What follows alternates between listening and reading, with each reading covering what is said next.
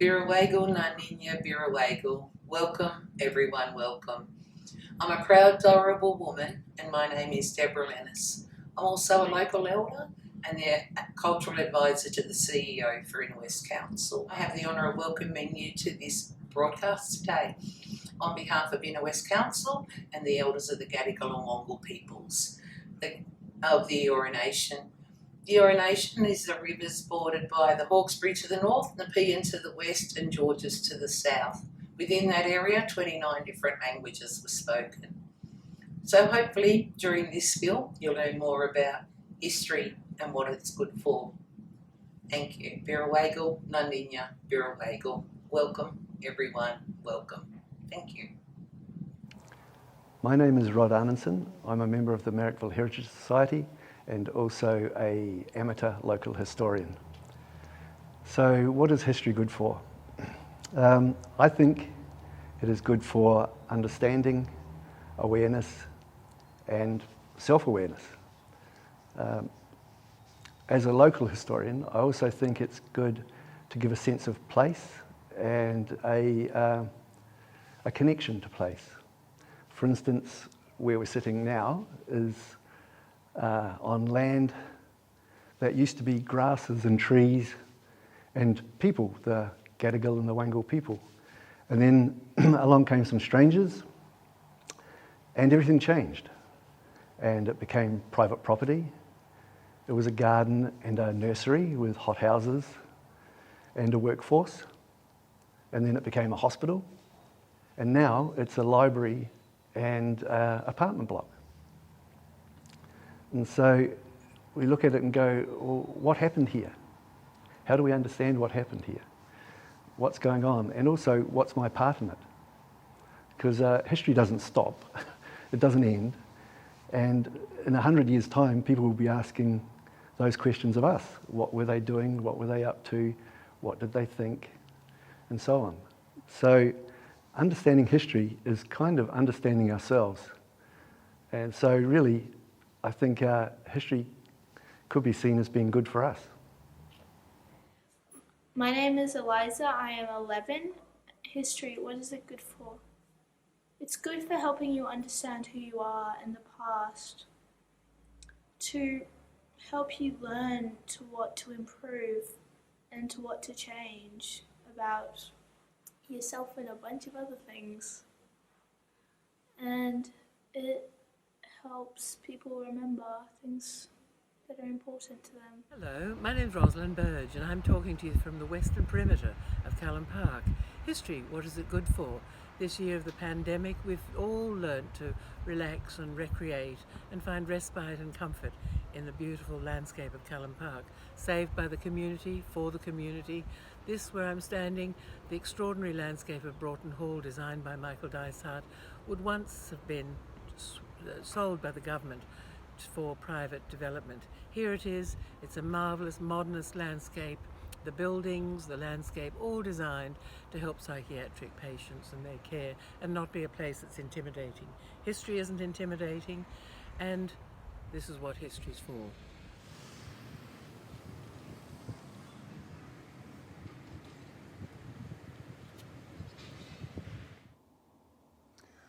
Hi there, my name is Wayne McDaniel. I'm a former professional basketball player here in Australia. I played in the National Basketball League for 12 years, and I'm an actor, I'm a voiceover artist, I'm a coach, and I'm here to talk about history in the broadest sense, but more specifically, information and fake news and the digital sphere and the digital world and what that legacy, what that journey will be like for our kids and future generations. I think we're living in a world today where anything is up for grabs. There's no real concrete truth as such. And that's a two-edged sword. It's good and bad in the sense that, it's good in the sense that ideas can flow freely. People can keep an open mind about certain things. Things can be fact-checked. But it's also can be very harmful in terms of, information being manipulated by people who want to do harm on a large scale. So I think for me, I only kind of came to the digital sphere in about the last 10 or 12 years, coming on Facebook, and I don't do Instagram, I don't do Twitter. Facebook is my kind of platform to do what I do, to post what I post, but I just think it's very important to keep an open mind in terms of the information that you access, to keep your thoughts and to keep your beliefs very fluid, because information is coming at us at an enormous rate, and it's only going to accelerate over the next decades. So I think keeping an open mind about where we get our sources of information from, how we digest information, and how that information has the potential to shape how we see the world. Hi, my name is Katrina Thorpe. I'm a Warramai woman who has lived on Gadigal Wongal land for the last 20 years. I'm also an academic researcher at the University of Technology, Sydney. History provides us with a connection to our past, but it also provides us with some great opportunities to connect with people now. I know going out on country for me has been really inspiring because not only am I learning about the places that I live and visit often from a different perspective, but I'm also building up new relationships with people who share those same interests. So it's really rewarding. My name is Leroy, I'm 12 years old, and this is what I like about history. History is good for many ways because it teaches us about the past and how we've developed over a city of time or period of time. From the Stone Age, we had stone tools, weapons, everything like that. Now comparing it to the modern age right now, we've evolved to have cars, planes, and electric drills, stuff like that. What I love about history is the fact that you can go back to a certain period of time that's been written down and find information about how they lived and what they did around that time. So it tells us about how that in particular and what's that the in particular either person or place stuff has happened to them or what they've discovered. What history is, even though history is very relevant today, it makes a big impact on today and what it's like.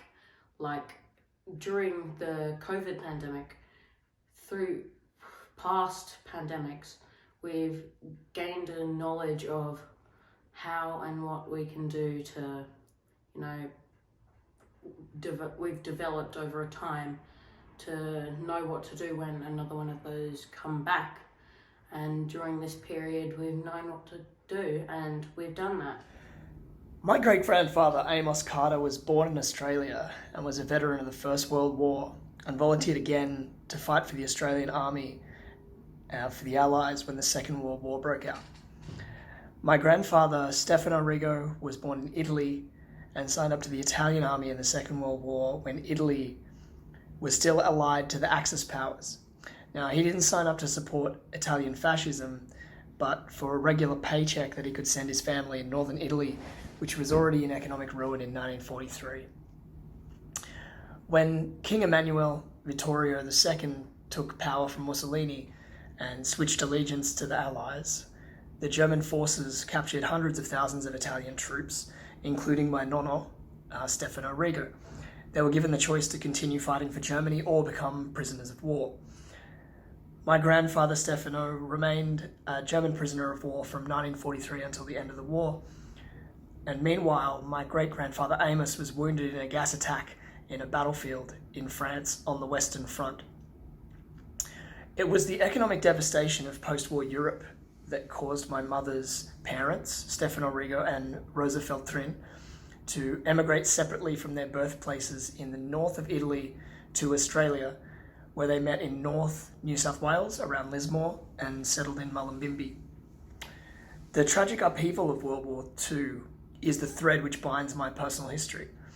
In a world without World War II, my grandparents don't emigrate from Italy, my mother's not born in Australia, and my parents don't meet. History is understanding how events shape the past and the present, whether it's your nation's history or your personal history. And it's good to learn how divisions and conflicts are caused between peoples and nations and how they may be healed. History for me is remembering that the people in the past are just like us, and as they live through huge events, don't know how they're going to resolve into the history that we learn in textbooks, summarised into a neat narrative after decades have passed.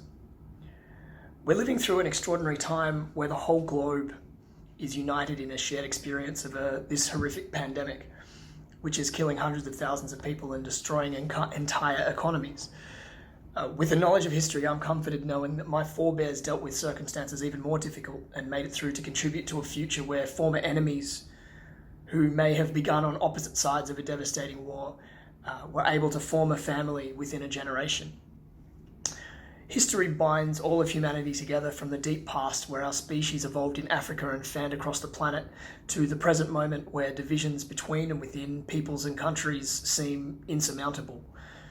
History is a shared tapestry of the past that's formed by the countless threads of our ancestors' paths through lives, and threads which weave together our identities and our place in the world. And however tangled and dark and ugly the present looks through our actions, individual and collectively, we can choose to trace a path through time to make the present look a little more picturesque than when we started, as the present moment becomes the past day by day. I'm Miss Ingenuous, and here we are in my studio in Petersham, an old pool hall. I explore identity through my artwork, and I explore history through these personas, through these identities. Right now, I might look a little bit like Bo Peep, and in terms of history, Bo Peep is a female persona, so I like to explore both femininity, masculinity, but femininity, being a woman, is a very interesting perspective if we're exploring that through history. Bo Peep suggests that a woman must be overtly innocent, naive. So, that in itself is interesting. All of the different characters throughout history and the way women are represented through fashion and how they can explore their own truth is limited in different ways through various times. So I think that in itself is a very fascinating area. And I think the search for personal freedom is something that art helps us explore. This is my family tree on my mother's side. This is my father and mother, Donald and Helen. So here's Donald and Helen and their 10 children, and I'm here. And then we have 24 grandchildren and 30 great-great-great-grandchildren. My mother Helen was born on a small island in the northern Cook Islands called Tongaleva. And this top section shows the genealogy of her father William. It goes back 25 generations, and it shows the descendants that arrived on 14 canoes. They set off from Raiatea in Tahiti on the Great Migration and sailed for 700 kilometres, and they finally arrived at Tongaleva. So this information was passed on to me by my Uncle Fred. Originally, the islanders kept this knowledge by chants and songs, and then when the missionaries arrived, they were taught how to read and write, and it was able to be documented in writing. So my Uncle Fred spent his whole life researching and compiling the genealogy, and he passed that information on to me because he felt it was important that the future generations knew where they came from. Before my father's 90th birthday, I started to record his family tree on Ancestry.com. I also compiled a book of all his stories and memories over the years.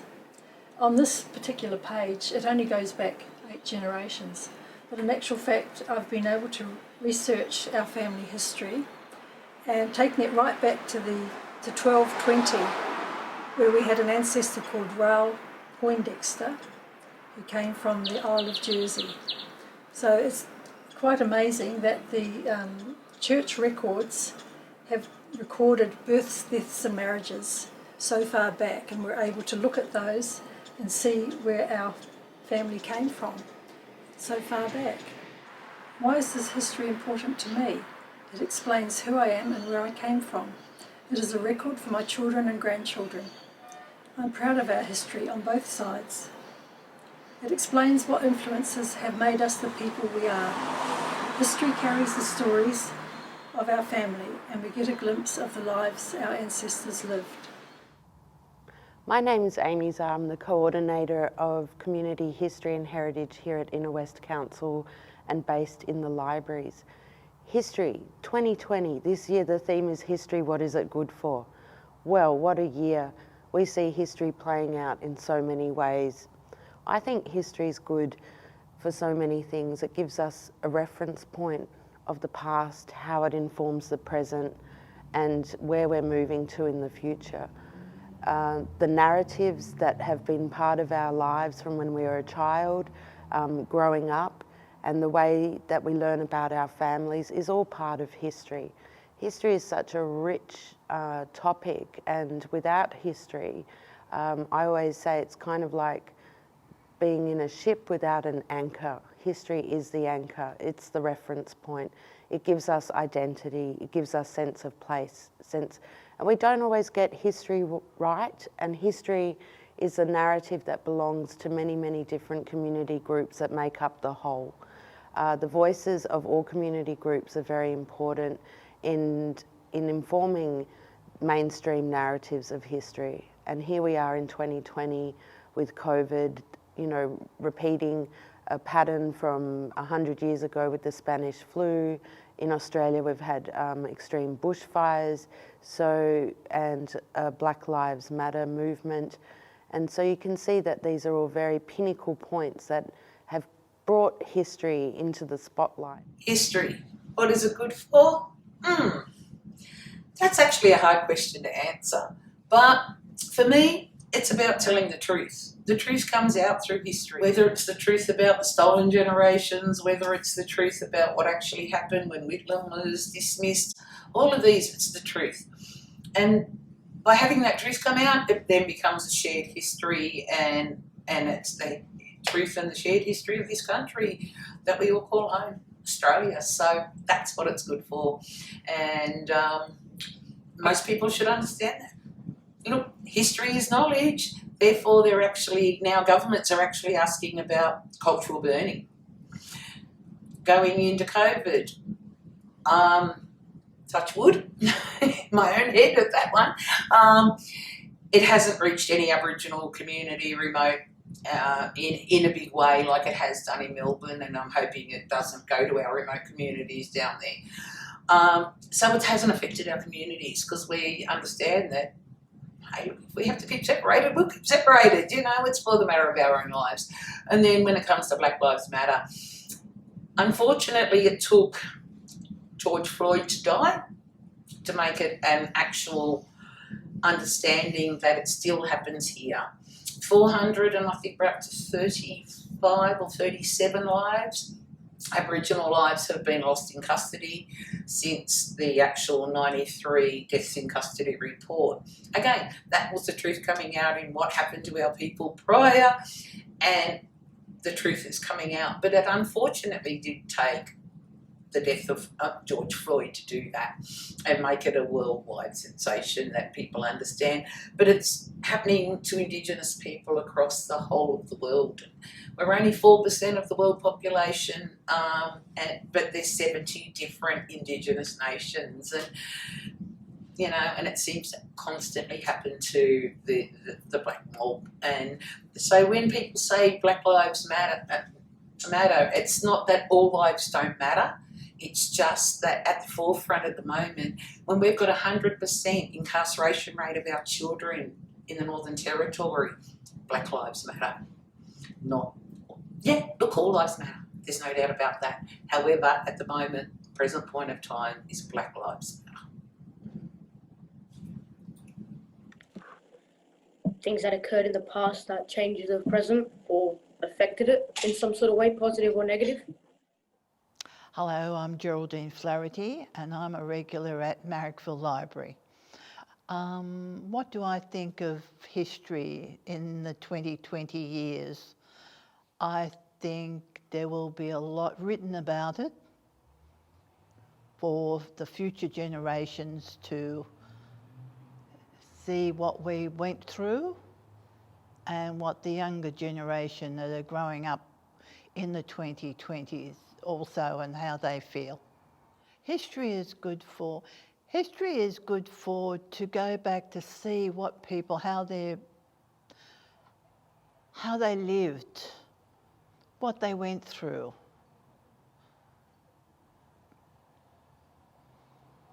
And it's always wonderful to read a book.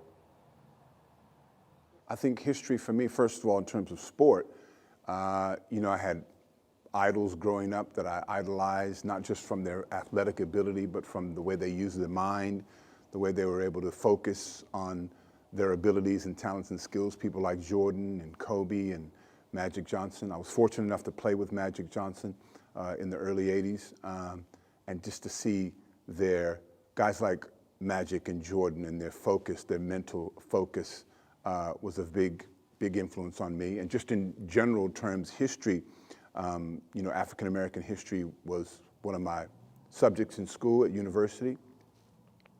And on my Facebook page now, I tend to post a lot of famous and not so famous African Americans through history who've had a very profound effect on the wider culture, not just Black American culture, but culture in the biggest sphere. So I think it's been refreshing for me. It's funny that I'm talking about history in general, but I've kind of recently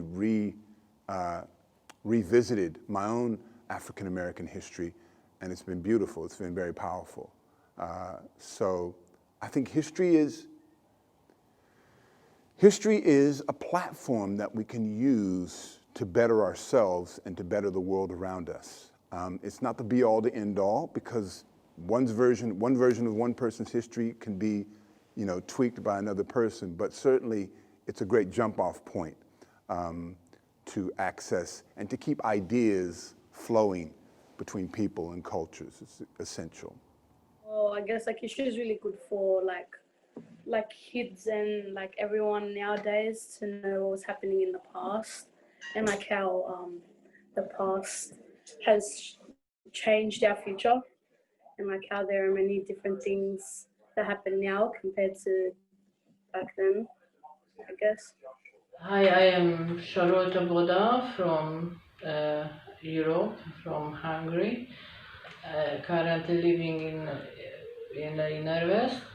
And what the history good for, it's very important to know the history, especially for the coming up generation, to learn from the past, to understand our current world. How can we understand our current world if we don't know where we are coming from? And it's very important to get more knowledge what had happened and how can we influence the future, to live in the current world and the history repeat itself very frequently, and we could influence in a positive way. How can we establish a better future and how can we live our current turbulent life in a better way, and why we are here, why we are in this world, and how can we change our world.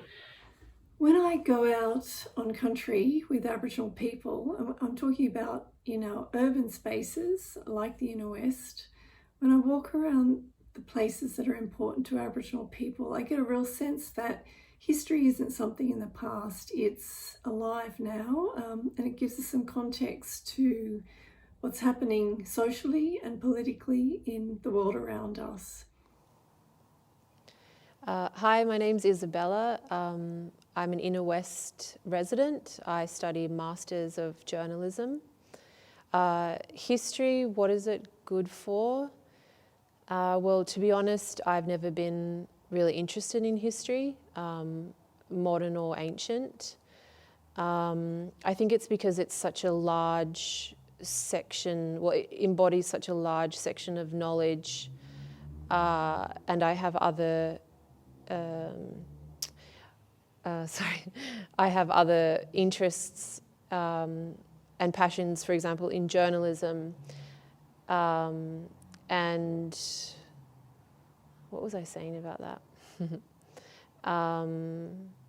Yeah, I know, oh, that's what I was saying. So in journalism, I focus on contemporary issues. So I don't normally think about the past when I'm formulating a project or a story. But I understand that history has a way of informing us about problems that we are still yet to solve. And if another pandemic like this happens again, they'll use this to help them and do it in the future if it's ever needed to learn more. Interesting, yeah. Well, I moved to Sydney in 1997.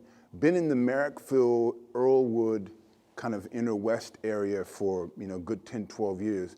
And I just know, speaking with neighbors, my neighbors are Greek, my neighbors are Italian, my neighbors are Lebanese. So literally, I'm surrounded by a beautiful Greek family, a beautiful Italian family, and a beautiful Lebanese family across the street. So I'm really getting a beautiful mix of cultures and a beautiful mix of ideas and customs and norms and values. And it's beautiful. Like I wouldn't live anywhere else in Sydney except the inner west in terms of just the richness of cultures. Obviously, the Asian culture, the Asian community is very strong in the inner west.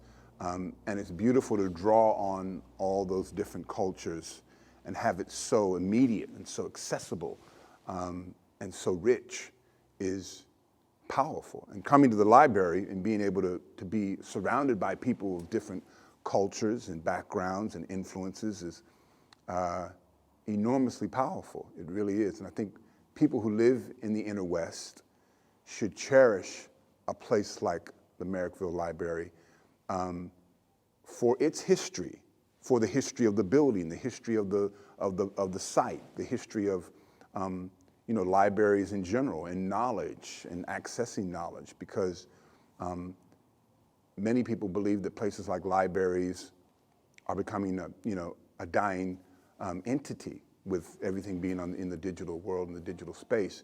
So it's very important, I think, it's extremely important for people who live in the inner west to cherish their library, to take it to heart, and to make it a part of their lives. I think that's very, very important. It's fun to learn things. We hope this History Week that you delve deep, and maybe you've got a response to this question too, and we'd love to hear history, what is it good for?